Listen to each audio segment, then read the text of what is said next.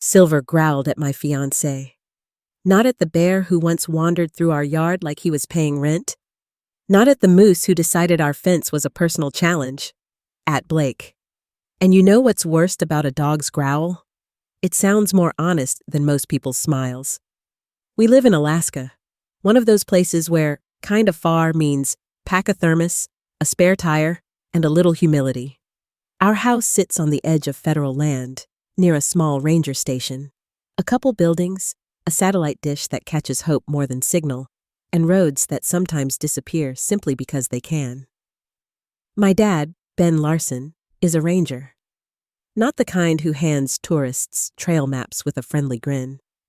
The kind who deals with someone set traps where they shouldn't, someone fired shots where they definitely shouldn't, and someone keeps treating the law like it's optional. There's a calm in his voice that comes from watching nature win arguments. My mom, Zoe, was from Seattle. A biologist. The type who believes you can understand the world if you keep a field journal and don't panic. On paper, it was perfect. In reality, Alaska teaches you that panic is also a skill. You just have to use it sparingly.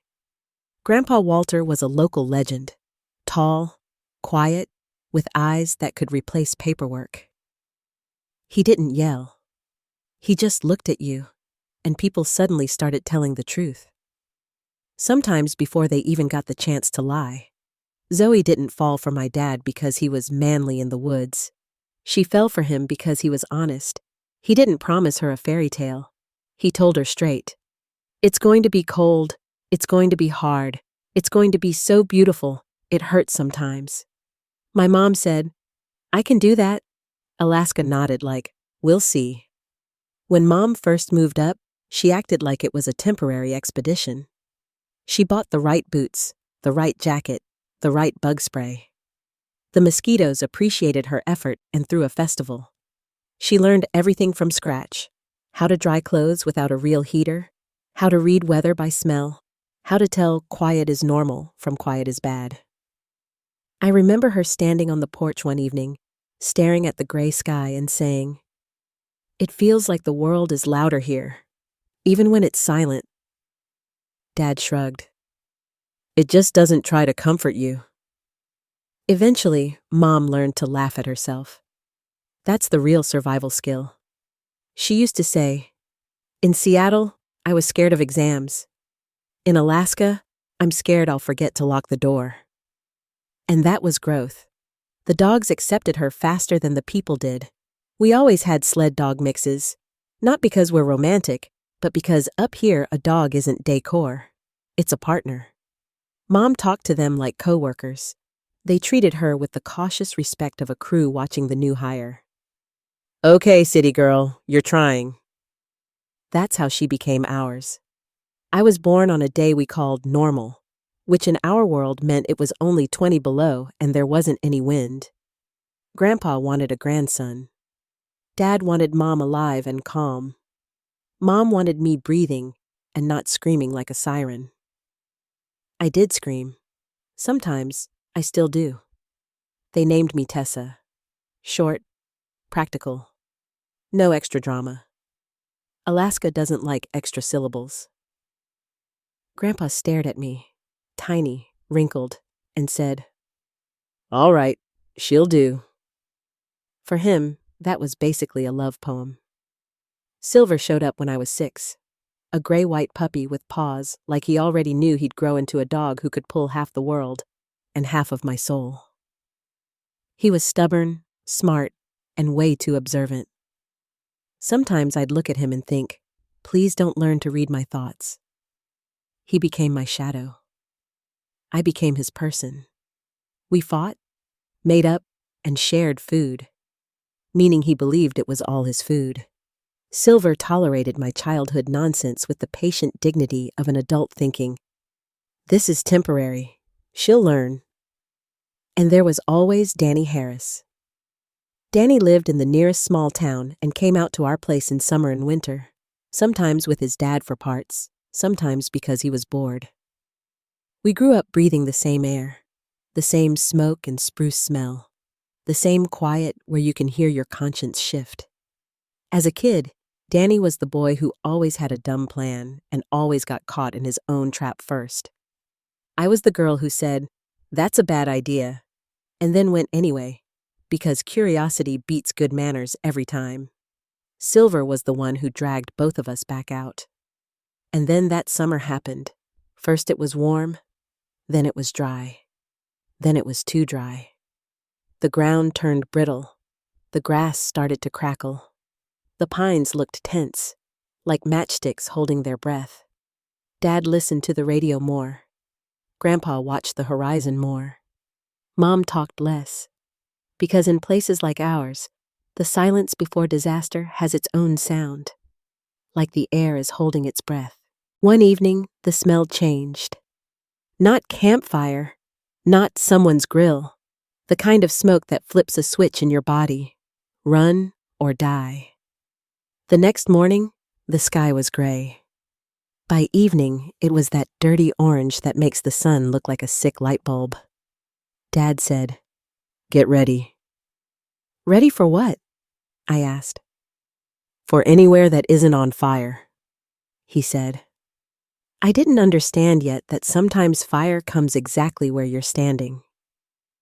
They left as a trio, Dad, Grandpa, and Mom. Mom insisted. She was stubborn, in the good way, until life decides to test where the line is between good stubborn and fatal stubborn. She said, "I'm not sitting here waiting." Dad argued.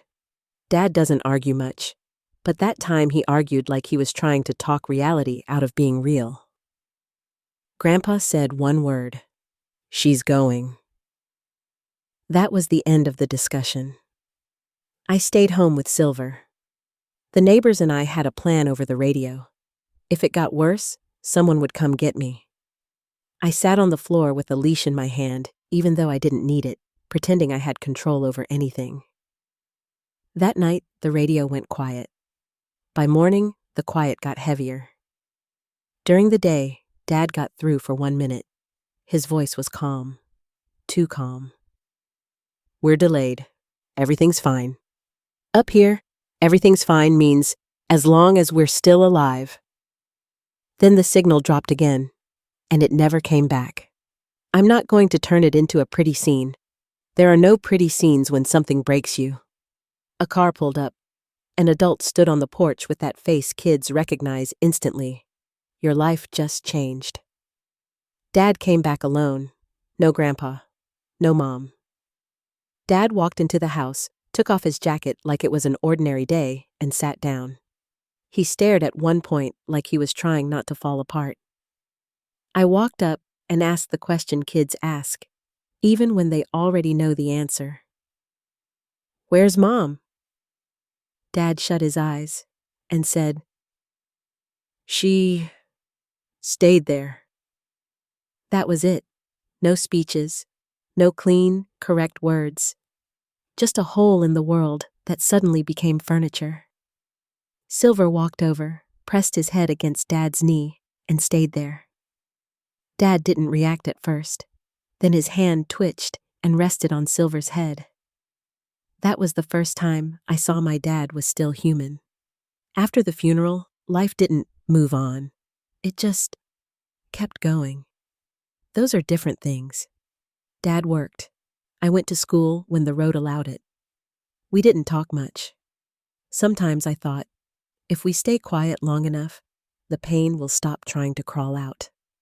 It didn't. Grandpa's tools hung in the shed exactly where he left them. Mom's notebooks sat on the shelf. I didn't touch them for years. Some objects scream louder than words. Silver grew up. Big. No longer cute dog, but a real northern dog who could be gentle with me and hard with the world. He was my shield, my compass, and my excuse whenever I wanted to escape a conversation. "I have to walk Silver," I'd say, even though we both knew he was the one walking me. When I was 17, Dad said, "You're leaving." I stared at him like he'd suggested we jump into icy water for fun. "Where?" "Seattle." He said it like it was both rescue and punishment. Mom still had a small apartment there. Not a dream, just an emergency exit.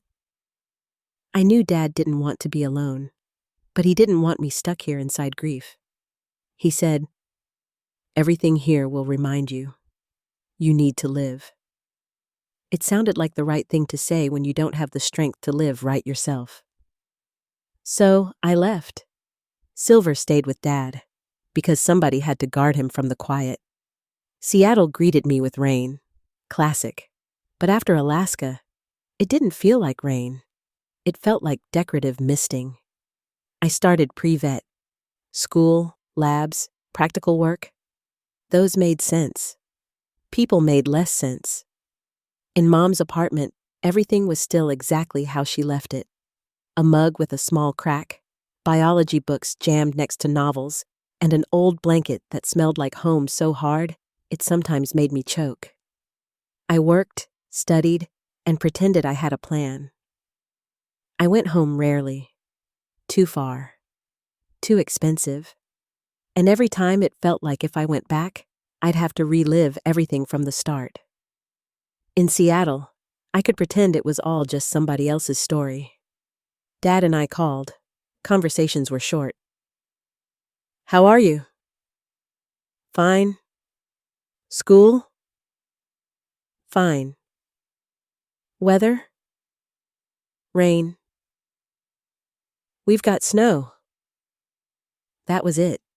Two people who loved each other and didn't know how to talk about it. Danny would message me sometimes. Dumb memes, town news, quick, "You okay?" He didn't push. He just stayed present from a distance. Somehow he did that better than most close people. I met Blake at a party called something like Program Friends and Alumni, which really meant people pretending to be mature and thriving. I wasn't there because I wanted socializing. I was there because a friend said, "Tess, you need to get out among people," like people were a vitamin supplement. Blake was the type of guy who looked like he'd never had a bad day in his life. Clean haircut, calm confidence, a voice that didn't rise even when he disagreed. He asked, "You from here?" I said, "Alaska." He smiled. "That's serious." I shrugged. "More serious than most people here." He laughed. A nice laugh, a practiced laugh, and like an idiot, I thought, maybe that's a sign. He said he worked in timber, projects, supply, partners, the growing demand for natural. His sentences were full of words that sounded respectable, and very few words that sounded honest. But he was attentive. He remembered little details. When he asked about my mom, it didn't feel like a checkbox. He could make me feel like I wasn't the girl from nowhere, but someone worth being curious about. And I was tired of being the person who handled everything alone. So I let myself believe him. Our relationship unfolded the way movies like it. Walks, coffee, texts. "I miss you." Weekend plans? He didn't rush me, but he was always there. Exactly enough for it to feel like care instead of control. Sometimes he asked weird questions. "You have a lot of private land up there?" He'd ask like it was casual. "Not much," I'd say. "Mostly federal." "And rangers. They basically control everything, right?" I'd laugh. "We control what we can reach." He'd say, "You're so strong. You all are up there." And I'd laugh again, because if you don't laugh, you have to think. After a year, he said, "I want to meet your dad." I should have gotten cautious, because normal people say, "Let's meet your friends," or "Let's do a weekend on the coast."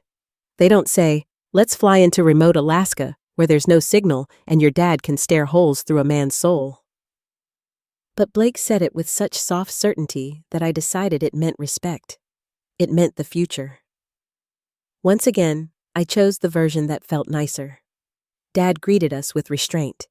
He shook Blake's hand, looked him in the eye, and said, "Long drive." It wasn't about the drive. It was about the man. Blake smiled. He did everything right. Compliments on the place, polite respect. Yes, sir. He even helped carry bags, like he understood Dad wasn't testing strength. He was testing whether someone could be useful without performing. The first half hour was fine. Then Silver came outside. He bumped his nose into my hand like he always did. Then he looked at Blake, and his fur rose like someone flipped a switch. A low growl rolled up out of his chest. Silver stepped forward and placed himself between me and Blake. Not, I'm jealous, not, I'm the boss, more like, don't. I said, Silver, no. He didn't move. Dad glanced at me. He doesn't do this, I said, and it didn't sound like an explanation. It sounded like fear. Blake lifted his hands. Hey, it's okay. I love dogs. Silver growled again. Translation. I don't love you. Dad said calmly. Put him in the run. That was the first Dad said. I obeyed automatically, like I was 12 again. I shut the gate. Silver howled, and that howl sounded like he was trying to break through my skull from the inside. You're not listening. Again. At dinner, Blake was perfect.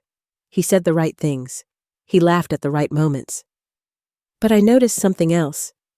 He asked questions. About roads. About where the entry camera was. About how often the area got patrolled. About how far the nearest mill was. About who controlled the land out here, state or federal. He asked with a soft smile, like he was just curious, like he wasn't building a route in his head. Dad answered briefly. Sometimes, not at all. He had that particular calm that shows up when someone decides, I'm not pretending anymore. I tried to tell myself, he's just interested. But inside, that feeling rose. The one I remembered from the wildfire. The one that says something's wrong, and you can't talk yourself out of it. The next day, Dad suggested Blake take a run into town, pick up supplies, and catch a signal. It sounded like hospitality. It was also a test. Dad handed him the truck keys. I noticed and went tense. Dad doesn't hand keys to people he doesn't trust. So either he trusted Blake, or he wanted to see how fast Blake tried to do something extra. Blake said, Thanks. I'll be quick. Silver howled again from the run, like he heard the word quick and understood it his way. Quick to steal. I stood on the porch watching the truck disappear around the bend, feeling stupid. Not romantic stupid, more like you're about to feed your home to the wrong mouth. In town, there's one diner, the kind where the coffee is always a little bitter, the fries are always hot, and people know more than they say. That's where Danny walked in. He saw Blake right away. Because Blake looked like someone dropped him here by mistake. Clean boots, expensive jacket, phone in his hand like a talisman against reality. Danny told me later he almost turned around. Not because he was scared, because he didn't want to meddle in my life. Then Blake's phone rang, and Blake said, Sam, finally? Yeah, the signal out here is like the Stone Age. Danny froze. Because Danny knew Sam. Everybody knew Sam. Sam was the kind of guy who made money off the woods and acted like the woods should be grateful. Danny isn't a snooper. He's not that kind of guy.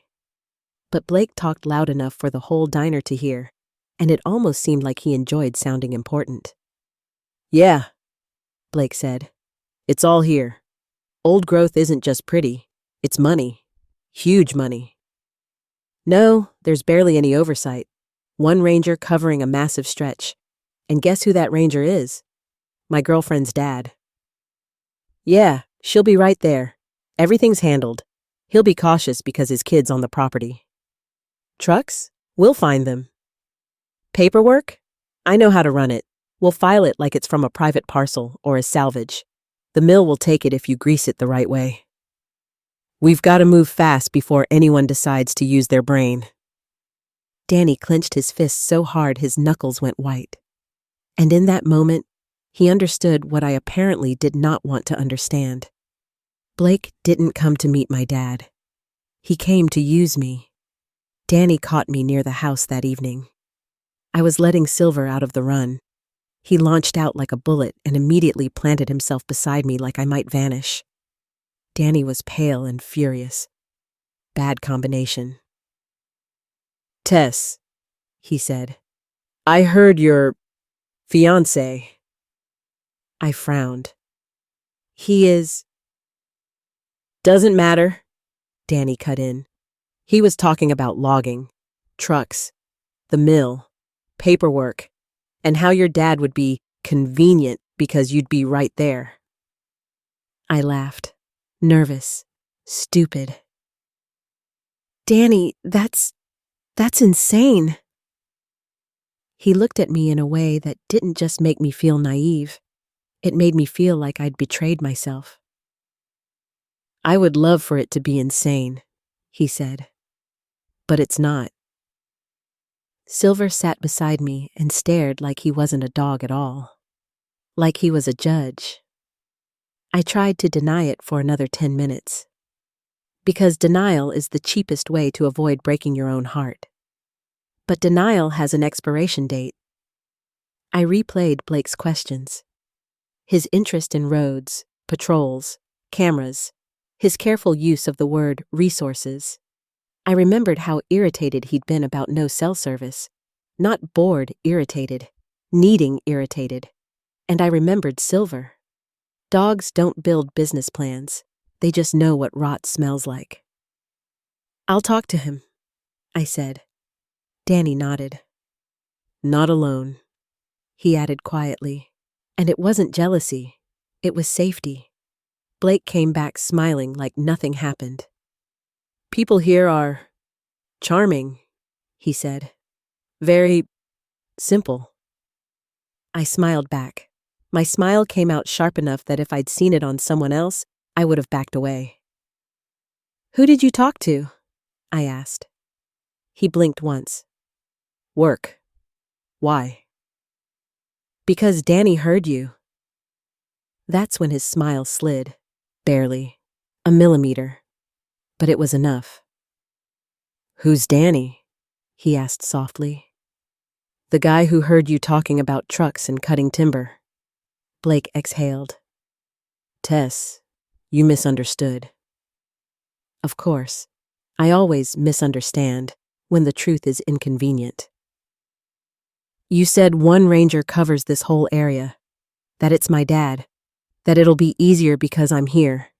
You talked about paperwork, salvage, private parcels. You talked about the mill." He stared at me for a long moment, and for the first time, I saw him without the polish. Not warm, not soft, just cold irritation, like a man who got caught reaching into the wrong pocket. "And?" he said finally. "You're making drama over that?" Silver, who'd been lying by the door, stood up. No growl, just stood. And somehow that was worse. Dad stepped out like he'd been listening the whole time. He probably had. He looked at Blake. "You're leaving," Dad said calmly. Blake tried to flip into negotiating adult man mode. "Sir, let's just talk." Dad cut him off. "No!" One word. Door closed. Blake looked at me. "Tess, tell him." And that's when I realized he still expected me to be his key, his buffer, his leverage, like I was supposed to smooth it over. I said, "Go." My voice shook. The word didn't. Blake's jaw tightened. "You're going to regret this," he snapped. Dad didn't even blink. "No," he said. "You are, if you come back." After that, everything got extremely uncinematic. No fistfight, no heroic monologue, just what happens when someone in uniform decides they're done playing nice. Calls. Dad went to the radio and the phone, the ones that don't always work, but sometimes work enough. He reached out to the people he actually knows, federal folks who deal with forest crimes, local people who can get up the road fast. In Alaska, it's like that. Jurisdictions love to argue on paper, but in real life, everyone understands one thing. If someone's coming into the woods with a chainsaw and greed, it's better to show up early. While Dad talked, Blake packed. Loudly, dramatically, like he needed to prove he wasn't scared. Silver tracked him with his eyes and his body, step by step, right to the edge of the yard. Only when the truck disappeared did Silver come back and sit beside me. I put my hand on his head. "Thank you," I said. Silver sighed like, "Finally." That night I barely slept, because when someone tries to use you, your brain starts replaying every moment like it's hunting for an emergency exit. I thought about how easily I let him in, how smoothly he talked, how perfectly he picked words, and how he never asked about my mom in a way that was actually about her. Dad looked calm in the morning, his signature calm, the calm of someone who already decided. "What happens now?" I asked. "Now we work," Dad said. "We did what we had to." He said it like we were fixing a busted fence. I knew he was just refusing to feed anger, because anger burns energy, and he needed that energy to stay upright. Danny came back around noon. He brought coffee and 2 pies from the diner, because in our world, that's the same thing as a hug. "Well?" he asked. I shrugged. "He's gone." Danny nodded, then looked at me carefully. "How are you?" I almost said fine, habit, but fine is the word you use to lock doors. "I feel stupid," I admitted. Danny huffed. "No, you feel like someone who got conned by a professional, different category." Silver walked over and bumped Danny with his nose, then bumped me, then bumped Danny again, like he was trying to organize us into one unit. "He likes you," I told Danny. "He likes food," Danny said, but he smiled. A couple days later, rumors started moving through town. In small places, rumors beat the internet every time. Someone saw Blake at the gas station. Someone saw him talking to Sam. Someone said Sam got weirdly quiet, which for Sam is basically a medical condition. Dad didn't discuss it. He did what he does. Document, photograph plates, save footage from the cameras at the entry road and the nearby trails. Grandpa and I used to set cameras for wildlife. Now they watched people. And honestly, animals are sometimes more honest. I understood one thing. Even if Blake vanished like he'd never existed, he'd still leave a trail. Greed always leaves tracks. It doesn't know how to walk softly. My trip back to Seattle felt strange. I packed my bag and realized I wasn't just leaving for the city. I was leaving my embarrassment, my anger, the feeling of losing my footing again. Dad helped silently. He loves through actions. Right before I left, he said, "You're not to blame." I looked at him. "I brought him here."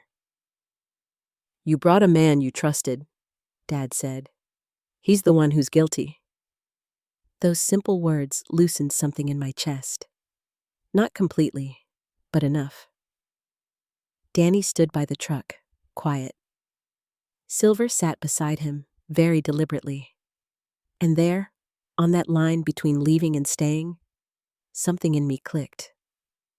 I looked at Danny. "Thank you," I said. He shrugged. "I was just here." "You weren't just here." Danny swallowed. He had that look people get when they've been holding something in too long, and it's finally pushing out. "Tess," he started. I lifted a hand. "Wait," because I needed to say mine first. "I don't know what happens next," I said. "I don't know how long it'll take me to stop being like this, but I know I'm coming back." Home. To Dad. And I want you there too. Danny stared like he didn't believe it. I love you, he said finally.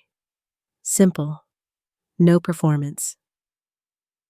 I have. For a long time. I smiled. Really smiled. For the first time in days. I suspected, I said. You're not exactly subtle. He let out a breath that sounded like relief. Silver sat down beside us like a stamp on a document, sighed, and looked at me like, finally. You two are thinking. I drove back to Seattle with the sense that I wasn't empty.